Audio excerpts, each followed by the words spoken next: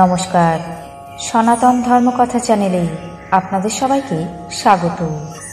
আজ মহাভারতের আদি পর্বের ৭৪তম অধ্যায়ের রাজা দুষ্মন্তের শকুন্তলা প্রত্যাখ্যান পর্ব শুরু করব।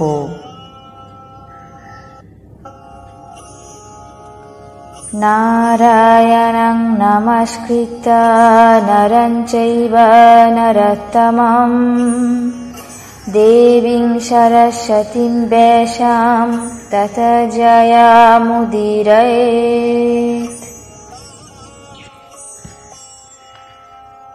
রাজা দুষ্মন্ত শকুন্তলাকে প্রত্যাখ্যান করার পরে শকুন্তলা রাজাকে বলছেন, হে রাজা, লোকে পুত্র মুখ দেখে স্বর্গ লাভের সুখ অনুভব করে। মানুষ মানসিক পীড়ার দ্বারা যতই কাতর হোক না কেন, প্রিয়তমা ভার্যাকে দেখলে তাপিত হৃদয় সুশীতল জলে অবগাঢ় ব্যক্তির মতো সর্বদুঃখ বিস্মৃত হয়ে পরম সন্তোষ লাভ করে। পত্নীর দ্বারা অত্যন্ত ভর্ষিত হলে অপ্রিয় কার্য করা কখনো উচিত নয়, কারণ রতি, প্রীতি এবং ধর্ম এই তিন সুখ সাধনই পত্নীর আয়ত্ত। স্ত্রীলোক আত্মার পবিত্র জন্মক্ষেত্র এবং স্ত্রীলোক ছাড়া সৃষ্টির পুনর্জন্ম সম্ভব নয়। পুত্র পিতার পায়ে প্রণাম করে ধূলি ধূসরিত শরীর ধারণ করে এবং পিতাকে আলিঙ্গন করে। এই অসার সংসারে এর থেকে সুখ আর কি আছে? অতএব হে মহারাজ, স্বয়ং আগত এই প্রাণসম পুত্রকে কেন অবমানিত করছ? দেখো, ক্ষুদ্র জীব পিপীলিকাও নিজের অণ্ডগুলোকে অত্যন্ত যত্ন সহকারে রক্ষা করে থাকে। তুমি ধর্মজ্ঞ হয়েও কি জন্য নিজের পুত্রকে পালন করতে বিমুখ হচ্ছ?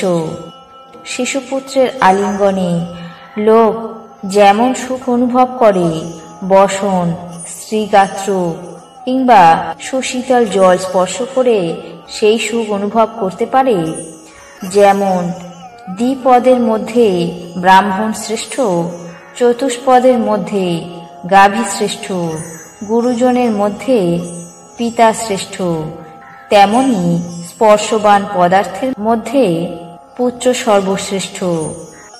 অতএব এই সুকুমার পুত্র তোমাকে আলিঙ্গন করে তোমার স্পর্শ সুখ পাক।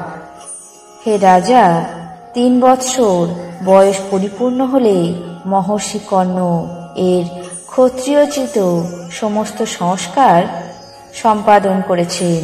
অতএব এই পুত্র সর্ব অংশে তোমার মনের দুঃখ নাশ করবে। হে পুরুবংশাবৎ অংশ, যখন এই পুত্র জন্মায় সেই সময় আমার প্রতি দৈববাণী হয়েছিল, এই কুমার যথাকালে শত সংখ্যক অশ্বমেধ যজ্ঞ করবে। আরও দেখো, পিতা বহুদিনের পর অন্য স্থান থেকে আগমন করে পুত্রকে কোলে নিয়ে তার মস্তকে চুম্বন করে পরম সন্তোষ লাভ করে। কুমারের জাত কর্মকালে ব্রাহ্মণেরা এই সকল মন্ত্র উচ্চারণ করে থাকেন। বোধহয় তুমিও তা জানো না। হে পুত্র, তুমি আমার শরীর থেকে উদ্ভূত হয়েছ, তুমি আমার হৃদয় থেকে জন্মেছ, তুমি আমার পুত্র নামধারী আত্মা।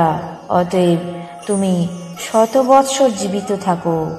আমার জীবন তোমার অধীনে, আমার অক্ষয় বংশ তোমার অধীনে।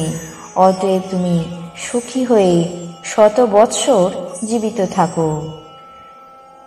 হে রাজন, এই পুত্র তোমার শরীর থেকে সৃষ্ট হয়েছে। অতএব নির্মল জলে নিজের প্রতিবিম্ব দেখার মতো পুত্র মুখ দেখো। যেমন গার্হপত্য অগ্নি থেকে আহ্বনীয় অগ্নি প্রণীত হয়, তেমনি তোমার থেকে এই পুত্র জন্মাতে একমাত্র তুমি দ্বিধাকৃত হয়েছ।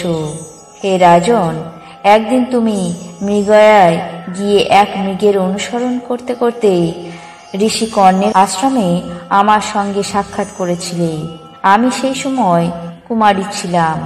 হে মহারাজ, উর্বশী, পূর্বচিত্তি, সহজন্যা, মেনকা, বিশ্বাচী এবং ঘৃতাচী এই 6 জন অপ্সরা সর্বপ্রধান। তার মধ্যে ব্রহ্মলোক নিবাসিনী মেনকা স্বর্গ থেকে মর্তলোকে এসে বিশ্বামিত্রের ঔরসে আমাকে জন্ম দিয়েছেন। তারপর মেনকা হিমালয়ের পাদদেশে আমাকে প্রসব করে শত্রুকন্যার মতো সেখানে পরিত্যাগ করে চলে যান। হায়, না জানি আমি জন্মান্তরে কি মহাপাপ করেছিলাম। যেহেতু বাল্যকালে সখীরা আমাকে পরিত্যাগ করেছিল, এখন আবার তুমি পতি হয়েও পরিত্যাগ করলে। যাই হোক, তুমি আমাকে পরিত্যাগ করলেও আমার ততটা ক্ষতি মনে হতো না, কারণ আমি এখনই পিতার আশ্রমে গমন করব। কিন্তু তোমার নিজের ঔরসজাত এই সুকুমার পুত্রকে পরিত্যাগ করা অত্যন্ত অনুচিত কার্য হবে।